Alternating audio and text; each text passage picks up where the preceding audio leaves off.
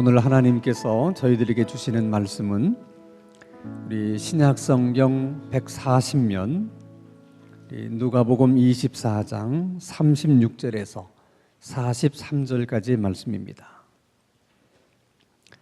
신약성경 누가복음 24장 36절에서 43절까지의 말씀을 제가 봉독합니다. 하나님의 말씀을 경청하시기 바랍니다. 이 말을 할 때에 예수께서 친히 그들 가운데 서서 이르시되 너희에게 평강이 있을지어다 하시니 그들이 놀라고 무서워하여 그 보는 것을 영으로 생각하는지라. 예수께서 이르시되 어찌하여 두려워하며 어찌하여 마음에 의심이 일어나느냐. 내 손과 발을 보고 나인 줄 알라. 또 나를 만져보라. 영은 살과 뼈가 없으되 너희 보는 바와 같이 나는 있느니라. 이 말씀을 하시고 손과 발을 보이시나 그들이 너무 기쁨으로 아직도 믿지 못하고 놀랍게 여길 때에 이르시되 여기 무슨 먹을 것이 있느냐 하시니 이에 구운 생선 한 토막을 드리니 받으사 그 앞에서 잡수시더라. 아멘. 사람은 죽으면 어떻게 되는 것일까?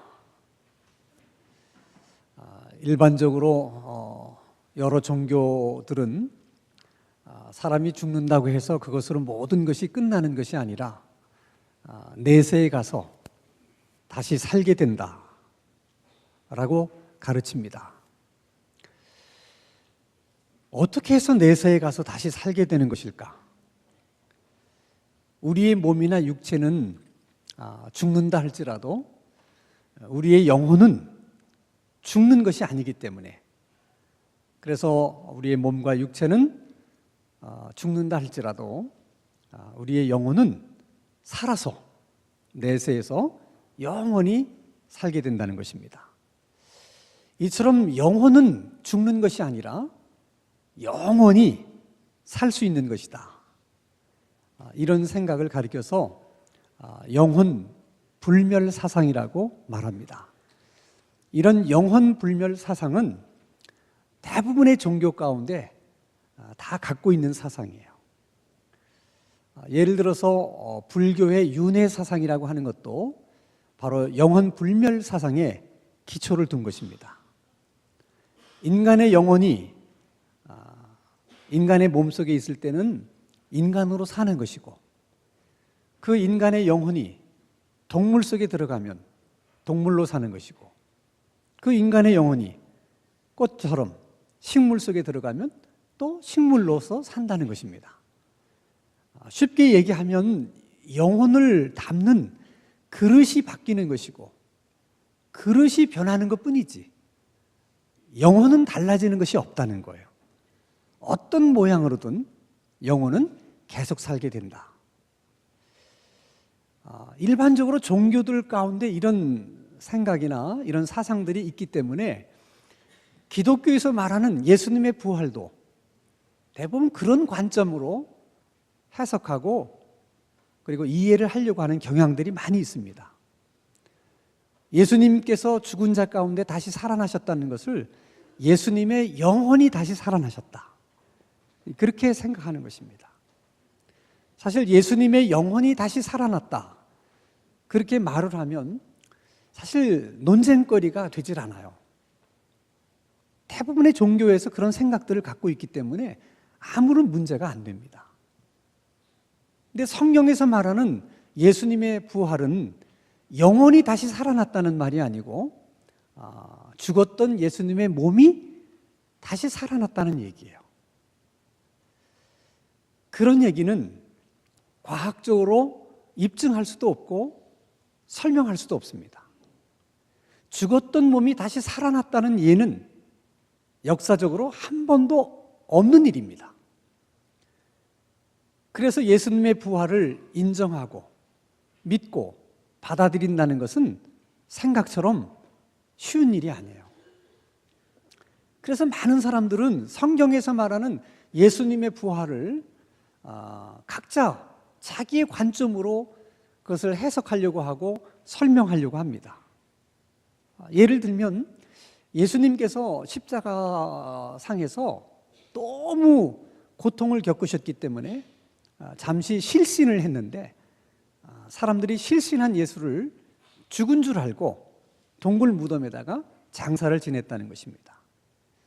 새벽녘에 깨어나신 예수가 어디론가 가셔서 잠적을 하셨을 뿐인데, 그런데 예수님의 제자들은 단지 예수님의 무덤이 비어 있다고 하는 이유 한 가지만으로 예수가 다시 살아난 것이다, 이렇게 믿게 된 것이고 또 그렇게 소문을 내게 된 것이다. 또 어떤 사람들은 예수님의 제자들이 평생을 예수님을 따라다니는 일을 위해서 다 모든 것을 버렸는데 저렇게 예수님이 속절없이 돌아가시고 나니까 남는 게 아무것도 없는 거예요.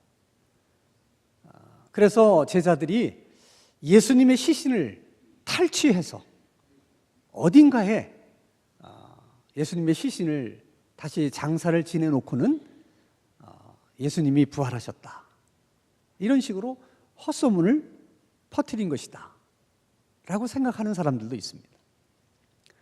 그런가 하면은 예수님이 너무 갑작스럽게 세상을 떠나셨기 때문에 당황한 그 제자들이 우리 예수님이 그렇게 돌아가실 분이 아닌데, 그것이 믿기지가 않아서 아니야, 그럴 리가 없어 하고 끊임없이 제자들 마음속에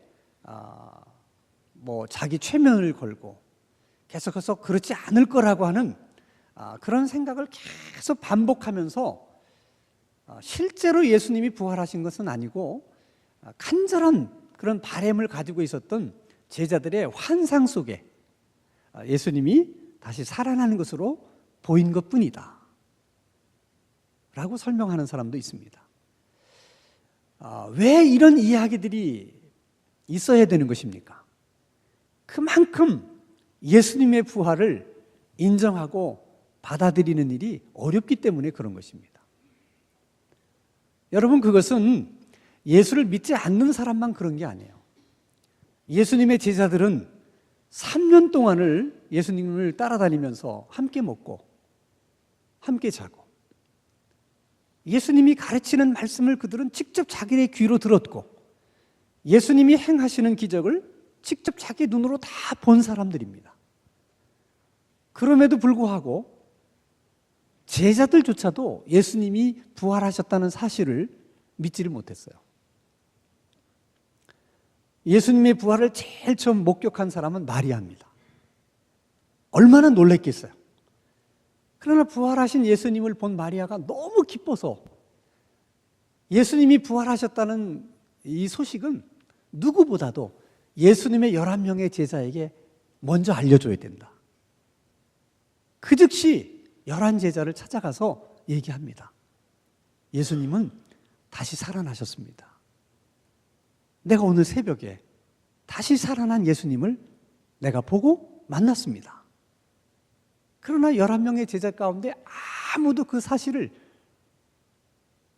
믿으려고 하는 사람이 없었습니다. 한 번은 예루살렘에서 엠마오로 가던 두 제자 가운데 부활하신 주님이 나타나셨어요. 처음에는 예수님인지를 잘 몰랐다가 이분이 예수님이시구나 하는 것을 깨닫는 순간 너무 기뻐서 가던 길을 돌이켜서 다시 예루살렘으로 와서 또 11명의 제자를 찾아가서 얘기를 합니다. 우리 둘이 엠마오로 내려가다가 다시 살아나신 예수님을 만났습니다. 그때도 제자들 중에 그 누구도 그 사실을 믿으려고 하는 제자들이 없었습니다. 오죽했으면, 얼마나 제자들이 그 사실을 믿지 않았으면 예수님이 직접 그들 가운데 나타나셔서 그들을 책망하시는 얘기가 있어요. 마가복음 16장 14절입니다. 같이 읽습니다. 시작. 그 후에 11제자가 음식 먹을 때에 예수께서 그들에게 나타나사 그들의 믿음 없는 것과 마음이 완악한 것을 꾸짖으시니 이는 자기가 살아난 것을 본 자들의 말을 믿지 아니합니다. 이만큼 예수님의 부활을 믿는 것이 쉽지 않다는 거예요. 오늘 우리가 함께 읽은 본문의 말씀도 마찬가지입니다. 분명 예수님이 그들 가운데 나타났는데 그들은 예수님의 혼백이 나타난 줄로 생각했어요. 그러자 예수님이 말씀하십니다. 나는 혼백이 아니다. 영은 이렇게 살과 뼈가 없지만은 너희들이 보는 것처럼 나는 살도 있고 뼈도 있지 않느냐. 나는 지금 혼백으로 너희들에게 나타난 것이 아니다. 자, 내 몸을 보라. 그러자 제자들이 기뻐하면서도 이게 긴가민가 확실히 믿어지지를 않는 거예요. 그래서 예수님이 그들에게 좀 확신을 시켜주기 위해서 이렇게 말씀을 하십니다. 자, 누가복음 24장 우리 42절 43절 같이 읽습니다. 시작. 이에 구운 생선 한 토막을 드리니 받으사 그 앞에서 잡수시더라.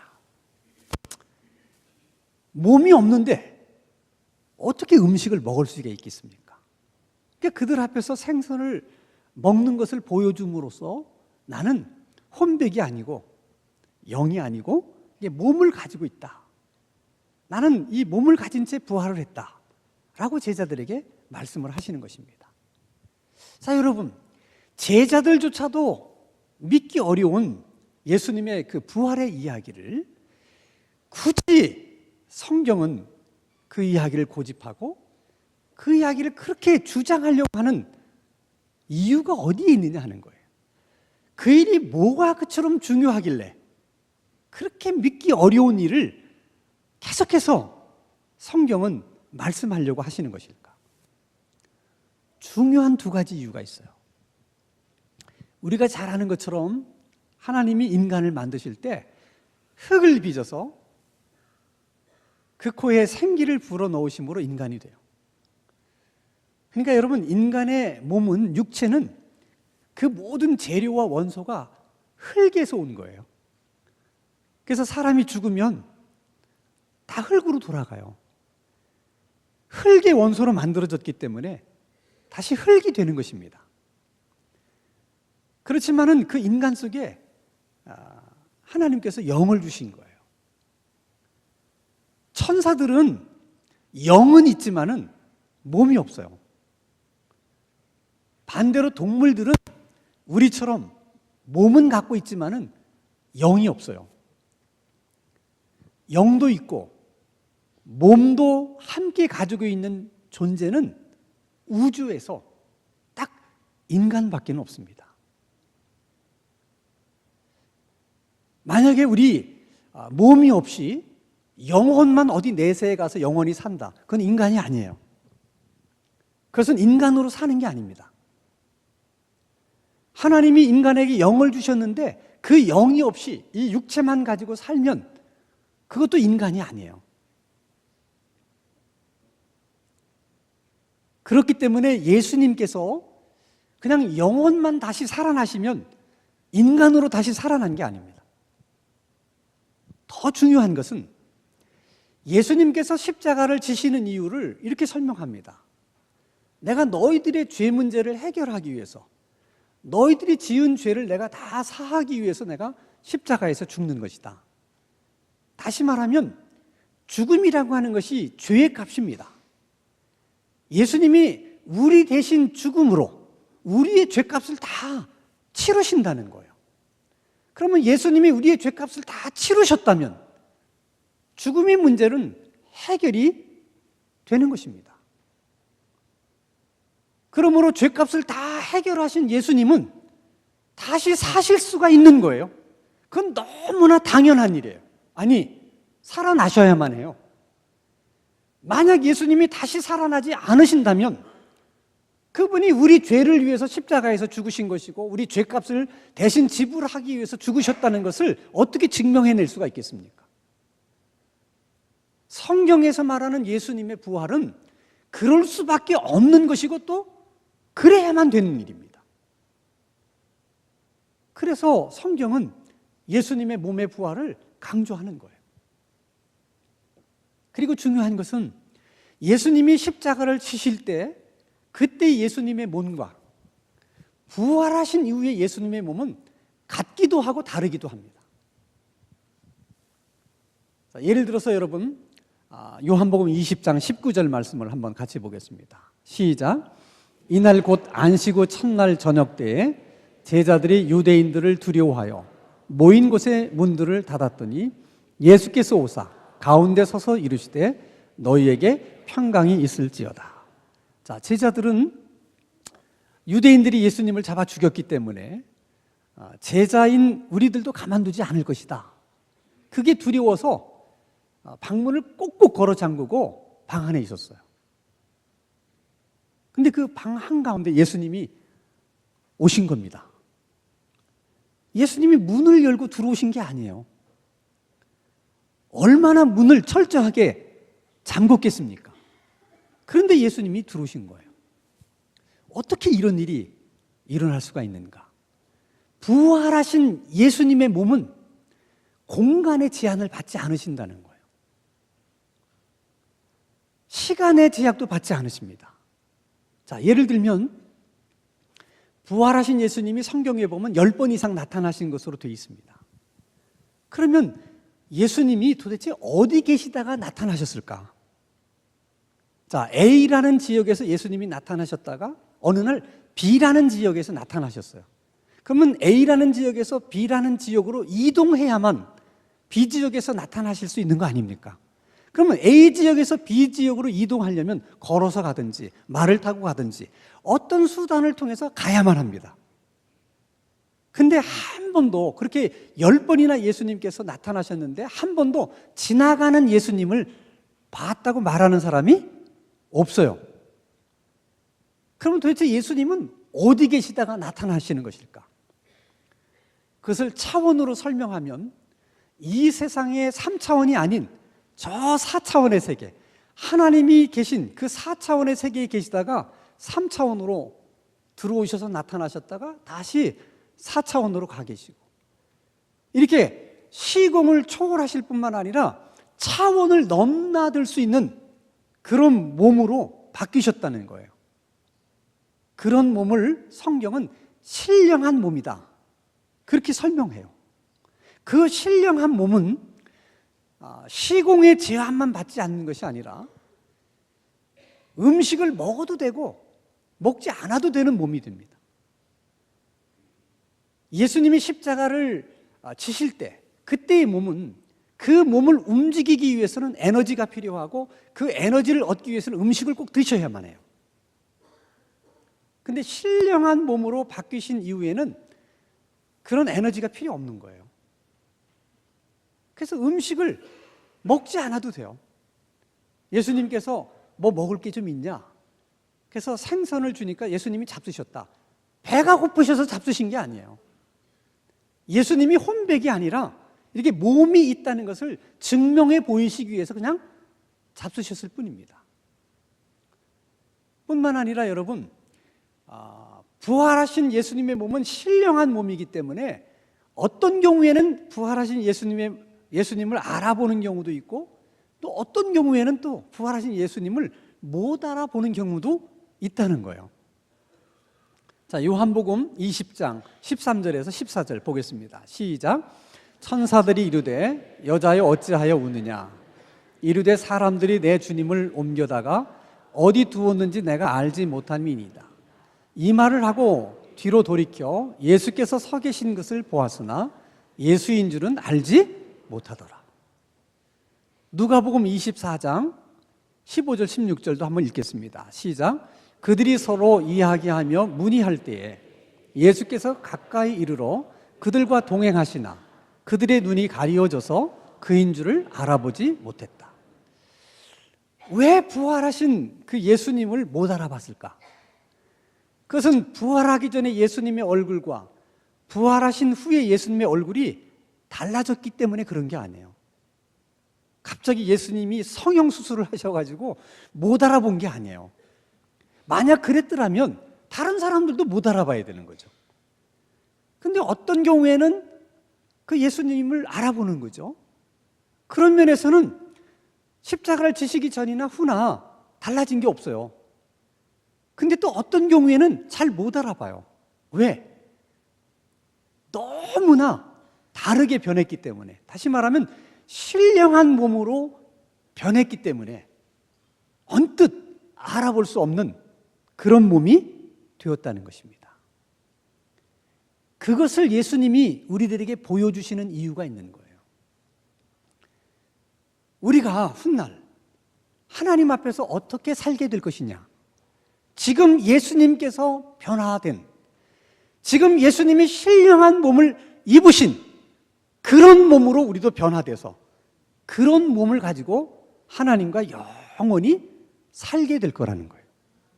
그러니까 막연한 생각을 하시면 안 된다는 거야. 막연하게 우리가 영원히 천국에 가서 살고 이렇게 생각하면 안 된다는 거예요. 우리가 예수님처럼 차원을 넘나들 수 있는, 시공의 제한을 받지 않을 수 있는, 먹어도 되고 먹지 않아도 될 수 있는 그런 신령한 몸으로 우리가 변화를 입어서 그런 몸을 갖고 우리가 영원히 사는 거구나, 그런 기대, 소망을 가지고 살라는 거예요.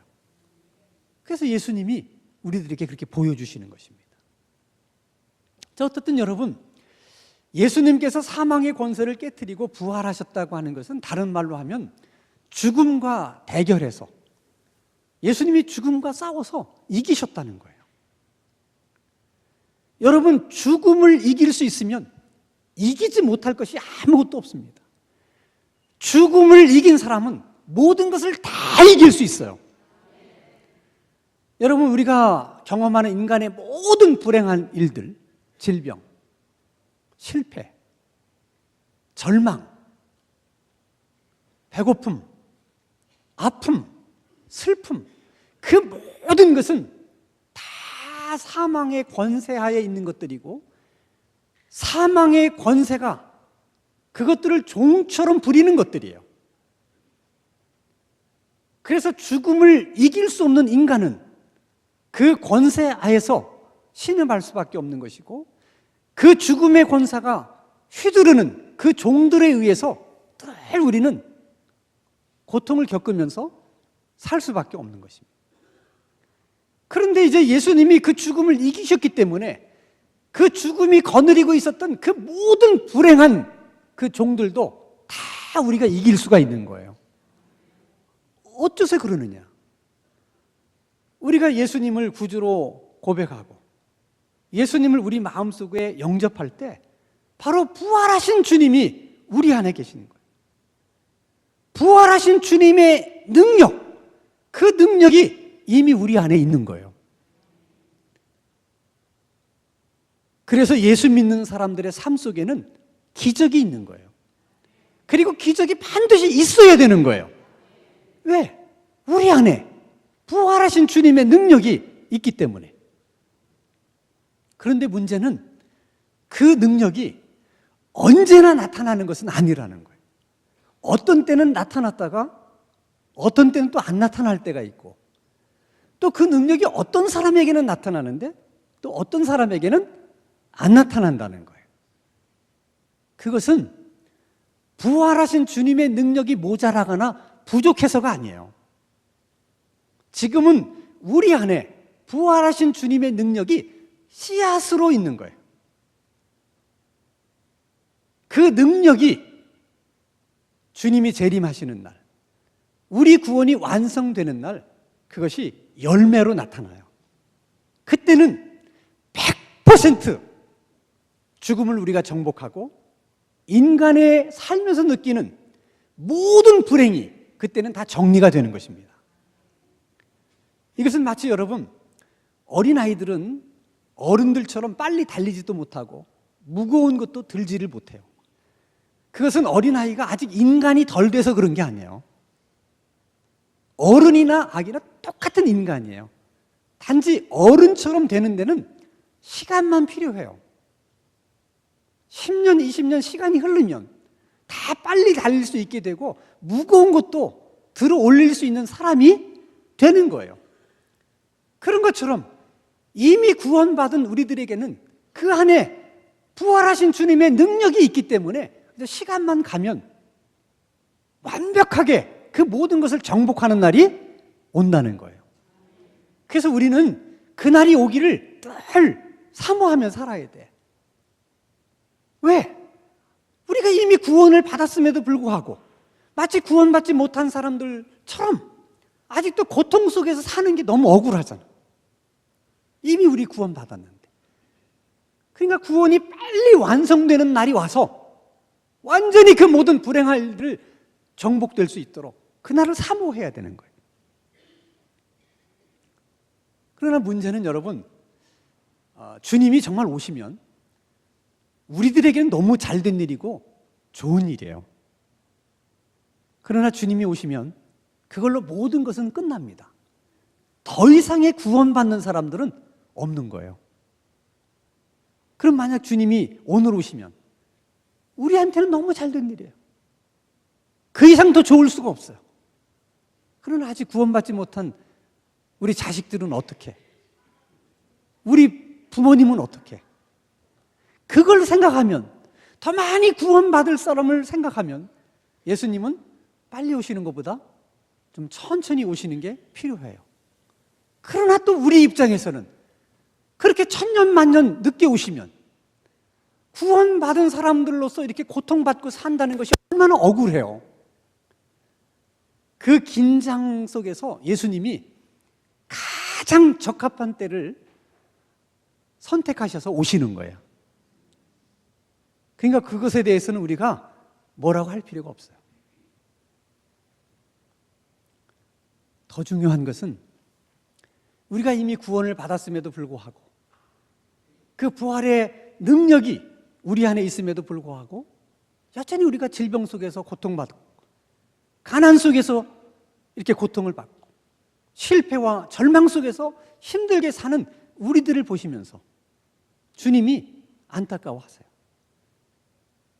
우리 입장에서는 억울한 일이고 주님이 보시면 안타까운 일입니다. 그래서 우리 주님이 구원이 완성되기 전에 지금을 살아가는 우리들에게는 그 억울한 일을 다 한다고 생각하지 않도록 기적이 나타나지 않고 능력이 나타나지 않는 일에 대해서는 다른 것으로 다 보상을 해주세요. 자, 예를 들어서 우리 안에 이미 그 부활의 능력이 있기 때문에 항상 우리 삶 속에 기적이 있어요. 자, 어떤 사람은 의사가 고치지 못한다는 병을 기도로 고칩니다. 이상한 일이 하나도 아니에요. 이미 우리 안에 그런 능력이 있기 때문에 그런 일은 자주 일어나야 되고 또 일어날 수밖에 없는 거예요. 그런데 어떤 경우는 그렇게 기도했는데도 치유가 안 일어났어요. 어떤 사람에게는 그런 기적이 일어났는데 또 어떤 사람에게는 안 일어났어요. 그런 경우에 하나님이 다 보상을 해주신다는 거예요. 어떤 식으로 보상을 하느냐? 기적은 일어나지 않았어요. 그 능력은 나타나지 않았어요. 대신 그게 어떤 문제든, 질병의 문제든 가난의 문제든 그거를 다 견딜 수 있고 극복할 수 있는 믿음도 주시고 은혜도 주신다는 거예요. 또 그 문제 때문에 지금까지 우리가 깨닫지 못했고 알지 못했던 너무나 많은 사실들을 깨닫게 되고 알게 된다는 거야. 그런 은혜를 주시는 거야. 그래서 어떤 때는 기적이 일어나지 않았지만 능력이 나타나지는 않았지만은 주님이 대신 주시는 보상이 그 기적보다 능력보다 더 크다는 느낌을 받을 때가 있다는 거예요. 그러니까 여러분, 구원받은 그리스도인들은 인생을 살면서 아무것도 걱정할 게 없고 두려워할 것이 없어요. 그냥 우리 안에 있는 부활의 능력이 기적으로 나타나기를 위해서 기도하시면 됩니다. 능력이 나타나면 문제가 해결되는 것이고 안 나타나면 주님이 다 보상해 주신다는 거예요. 믿을 것이 아무것도 없어요, 우리는. 그러므로 그 구원이 완성되는 그날을 바라보면서 우리는 늘 기도하고 사모하며 살아야 돼. 그냥 생각과 마음으로만 사모하는 것이 아니라 몸과 마음과 생각과 우리 몸 전체를 다해서 그냥 사모하는 것이 아니라 간절하게 사모하셔야 돼. 그러면 우리 몸을 이루고 있는 모든 세포들이 우리가 간절히 사모하는 그 방향으로 다 움직이기 때문에 이미 우리 안에 있는 부활하신 주님의 능력이 더 강력하게 발현이 되는 거예요. 사모하면서 하셔야 돼. 그렇게 되면 주님의 부활하신 이야기는 성경 속의 이야기만이 아니라 바로 우리들의 이야기가 될 수 있는 것이고, 부활하신 주님의 능력은 성경 안에만 있는 능력이 아니라 바로 우리들의 능력이요, 우리 삶의 능력이 될 수 있는 것입니다. 정말 주님의 부활의 이야기가 오늘 우리들의 이야기가 되고, 부활하신 주님의 그 능력이 바로 우리들의 능력이 될 수 있는 그런 하나님의 은혜가 우리 모두에게 있게 되기를 주님의 이름으로 축원합니다.